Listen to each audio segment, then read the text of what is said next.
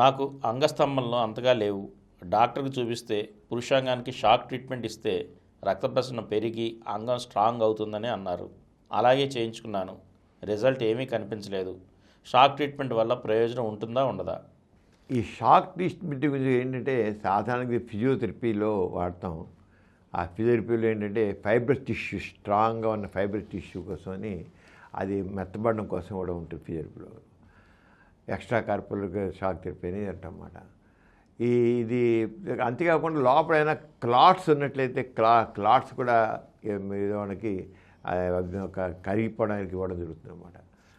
కానీ యాక్చువల్ చెప్పాలంటే పురుషాంగం సరిగ్గా స్తంభించకపోవడానికి ఈ అక్కడే టిష్యూ హార్డ్ అయిపోవడం కారణం కాదు, లేదా రక్తనాళాల్లో క్లాట్స్ ఉండడం కారణం కాదు.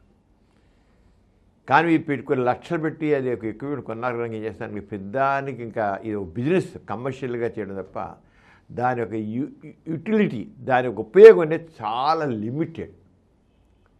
సెక్స్ థెరపీలో షాక్ థెరపీ యొక్క యూటిలిటీ చాలా లిమిటెడ్, చాలా కొద్ది ఎక్కడో రేర్ కేసుల్లోనే దాని అవసరం ఉంటుంది.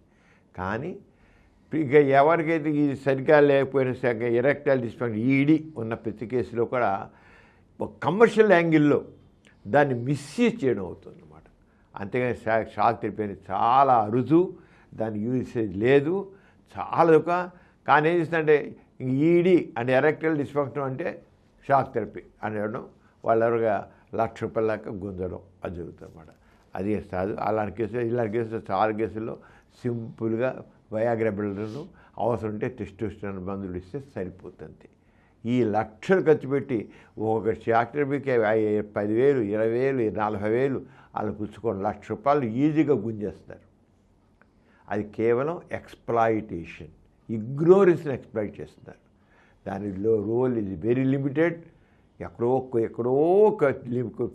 కేసులు ఎక్కడో అరుదుగా ఉండే కేసుల విషయంలో తీసుకొచ్చి దాన్ని రొటీన్ చేసేది చాలా తప్పు. సింపుల్ ఏం చేద్దాం, మెడిసిన్ కూడా ఒకవేళ కమర్షియలైజ్డ్ అయిపోయినప్పుడు ఆ ఎక్స్ప్లాయిటేషన్ వస్తుంది. ఇప్పుడు కొంతమంది వాళ్ళు ఎక్స్ప్లాయిట్ చేస్తున్నారు. ఆ ఎక్స్ప్లాయిట్ చేసిన మనుషులు మరి ఏం చేయదు, ఇంకా చేయదు. అది పేషెంట్స్లోనే అవేర్నెస్ రావాలి. అవేర్నెస్ అనవసరంగా ఎక్స్ప్లాయిట్ చేసినప్పటికీ కాకుండా సరైన డాక్టర్ దగ్గర చూపించుకోవాలి. చూపించుకుంటే చెప్తా కదా, ఈ రకం షాక్ థెరపీ యొక్క రోల్ వెరీ లిమిటెడ్, చాలా పరిమితమైనది. ఆ పరిమిత రోల్ ఎక్కడో తప్ప అవసరం ఉండదు. అవసరం తీసుకొచ్చి రొటీన్ చేస్తే తప్పు.